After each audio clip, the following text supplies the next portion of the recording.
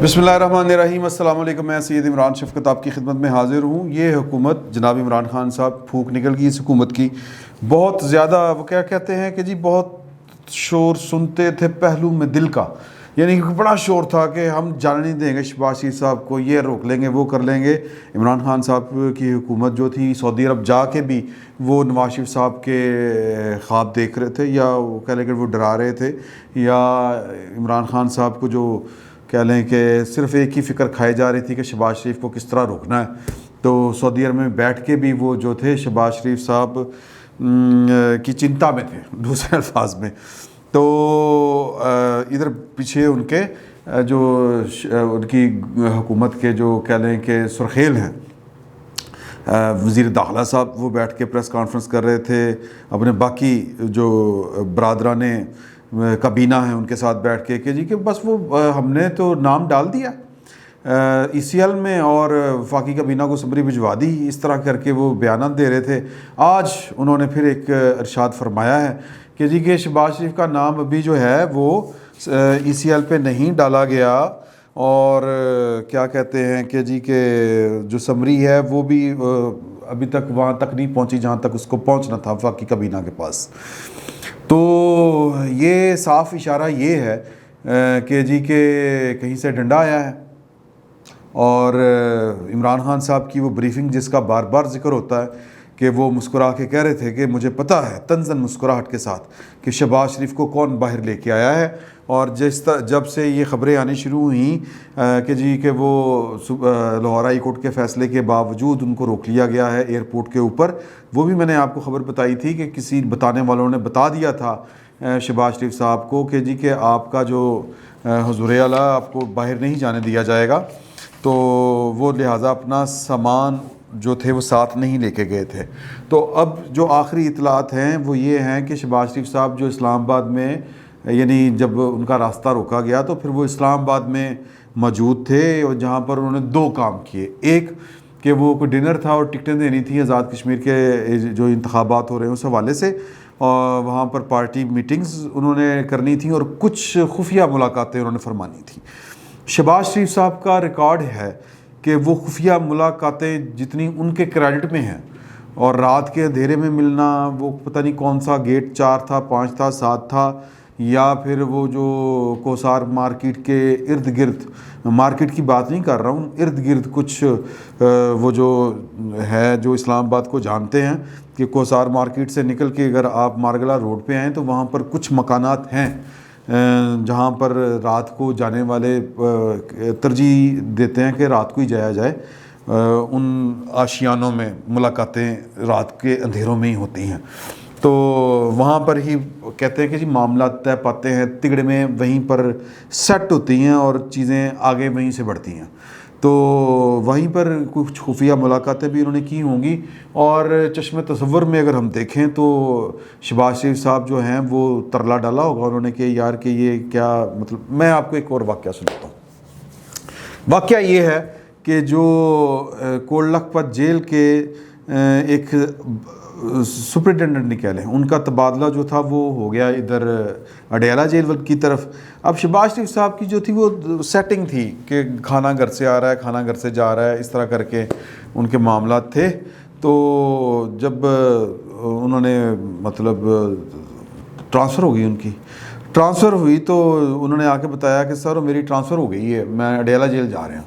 तो उन्होंने ना कहा कि यार वो तुम ना सलमान को फ़ोन करो लंदन, और वो एक बहुत बड़े अफसर के साथ, अब वो बड़े अफसर का नाम लेके मैं फंसना नहीं चाहता, तो एक बहुत बड़े अफसर का उन्होंने नाम लिया, वो बात करके उनसे तो तुम्हारी ट्रांसफ़र रखवा देंगे। अब वो जनाब बहरहाल वो फिर आगे की कहानी क्या है वो छोड़े, वो जेल में थे तो उनके तब भी यानी कह लें कि सलमान शहबाज के या शहबाज शरीफ साहब के یا حمزہ شہباز کے معاملات جو تھے کیا تھے، اور پاکستان کی جو اسٹیبلشمنٹ کے ساتھ ان کے جو روابط ہیں وہ کتنے گہرے ہیں، یہ ایک چھوٹا سا واقعہ میں نے آپ کو سنا دیا۔ اور وہی قوتیں ہیں جو ان کو، میرا مطلب ہے کہ ان کے راستے سیدھے کر رہی ہیں، اور وہی قوتیں ہیں کہ میں نے پہلے بھی آپ سے گزارش کی تھی کہ ان کو جو نکالنا چاہتے ہیں ان کو کچھ روکنا بھی چاہتے ہیں، اور جو روکنا چاہتے ہیں وہ ان کا کوئی عمران خان کے ساتھ جو ہے وہ کوئی زمین سانجھی نہیں ہے، البتہ مفادات سانجھے ضرور ہیں۔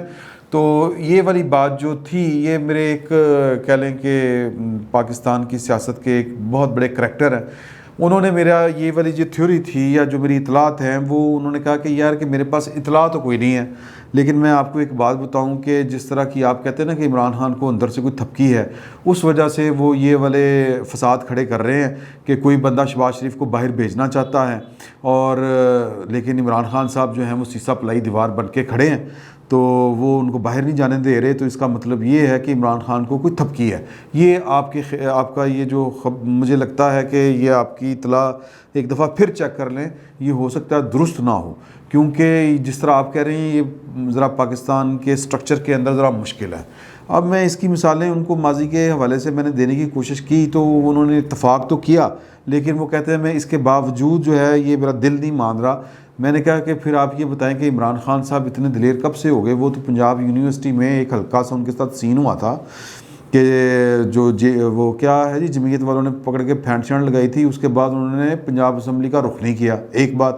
پھر ایک دفعہ ان کو پولیس پکڑنے آئی تھی، وہ چھالے مارتے کندھے ٹپ گئے تھے، اور اس کے بعد انہوں نے پرویز مشرف کے خلاف جو تھی تحریک یا افتخار چودھری والی، وہ انڈر گراؤنڈ چلے گئے، اس طرح کر کے ان کی جو ہوتی ہے نا وہ والی بہادری شادری، وہ فارغ ہو گئی تھی۔ پھر اس کے آگے آ جائیں آپ کے، وہ اتنے ایک فنکار آدمی ہیں، اتنے ایک محتاط آدمی ہیں کہ انہوں نے اسلام آباد کو لاک ڈاؤن کرنے کی دھمکی دی تھی، لیکن وہ حکومت سیدھی ہوئی تھی اس وقت کی نواز شریف کی، پائنتیاں کر کے دہاؤ لاک ڈاؤن۔ تو پھر یہ بنی گالا گیٹ سے باہر نکلتے تھے اور قوم سامنے کھڑی ہوتی تھی ان کے ووٹر، یہ ان کو میں بڑا پلوان ہوں ڈانڈ لگا کے دکھاتے تھے، اور وہ سارے ڈانڈل آ رہے ہوتے سی پش اپس، تو یہ پش اپس کے آگے نہیں بڑھ سکے تھے تھپکی ہونے کے باوجود۔ تھپکی ہونے کے باوجود کیوں؟ ڈنڈوں سے ڈرتے ہیں، یا کہہ لیں کہ وہ جو پھینٹ پلس لاٹھی چارج کرتی اس سے ڈرتے ہیں۔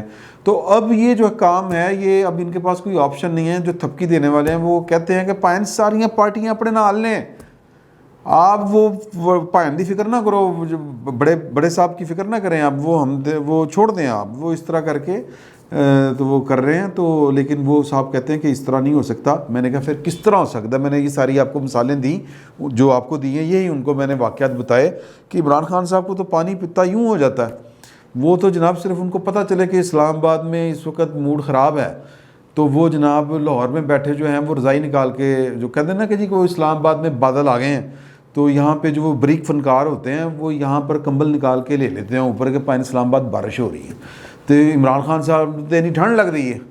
آپ بات سمجھے نا، وہ سیاست کے بھی اس طرح کے کچھ کریکٹر ہوتے ہیں۔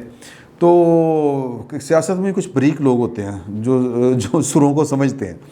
تو عمران خان کو سارے سروں کی سمجھ ہے، وہ کہتے ہیں یار ٹھیک ہے، لیکن میں تمہیں ایک بات بتاؤں کہ عمران خان جو ہے نا وہ بہت جو لفظ انہوں نے کہے تھے وہ میں کہنا نہیں چاہ رہا کیونکہ وہ کوئی اچھے الفاظ نہیں تھے۔ وہ یہ تھا کہ عمران خان کی وہ آنکھوں میں وہ دیت لیاز نہیں ہے۔ وہ جب وہ کہتے ہیں کہ عمران خان کی مثال جو ہے وہ انہوں نے کہا کہ اس باندری جیسی ہے کہ جب اس کے پاؤں جلتے ہیں تو وہ اپنے بچے پیروں کے نیچے لے لیتی ہے۔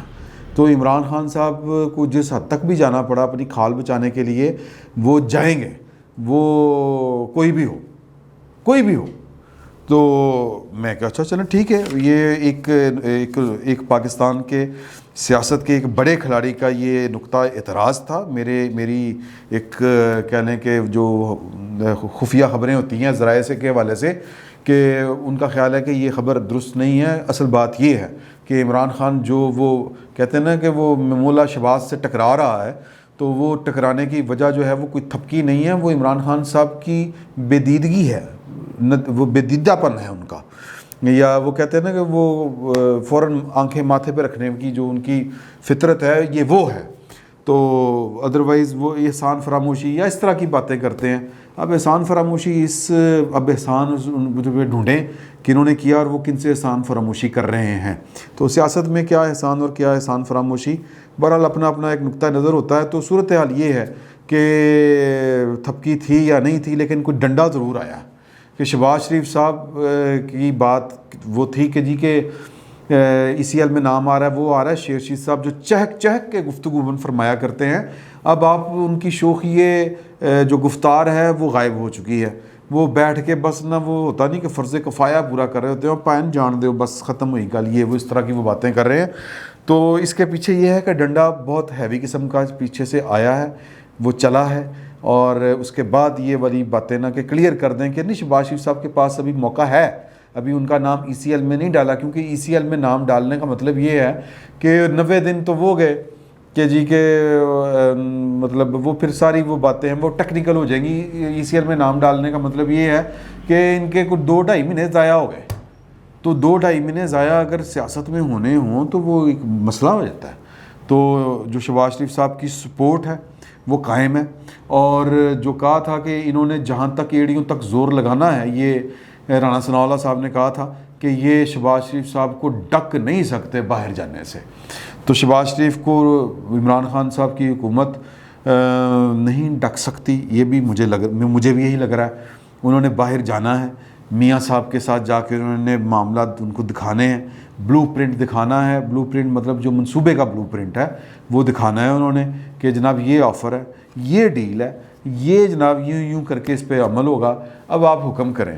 جو کہتے ہیں کہ جی کہ آپ کے وہ حکم چاہیے کہ اگوں کی کرنا، تو پھر وہ نواز شریف کی صاحب کے کہتے ہیں نا کہ کورٹ میں بال ہوگی کہ وہ اس پہ چھکا لگاتے ہیں کہ لیفٹ کرتے ہیں یا ٹپ کرتے ہیں، ان کی مرضی ہے. تو بہرحال صورتحال یہ ہے کہ شہباز شریف صاحب کو جو کمک آئی ہے، جو ان کو سپلائی لائن ہے ان کی وہ بحال ہے، ان کی کمک پہنچ رہی ہے ان کو. ان کے بابے تگڑے ہیں، ان کے کیا لیں فرشتے بھی تگڑے ہیں، اور ان کو جو کیا کہتے ہیں سپورٹ، روحانی سپورٹ ہے وہ بھی جو ہے وہ باہم پہنچ رہی ہے. تو عمران خان صاحب کا میچ جو ہے وہ ایک مشکل آدمی سے پڑ گیا ہے، کیونکہ مریم نواز کی بات یاد کریں کہ عمران خان کا متبادل اگر کوئی ہے تو وہ شہباز شریف ہے. اب یہ اپروول نواز شریف صاحب نے دینی ہے، دیتے ہیں کہ نہیں دیتے، سائیں دی مرضی. فی الوقت اتنا ہی. بہت بہت شکریہ آپ کا.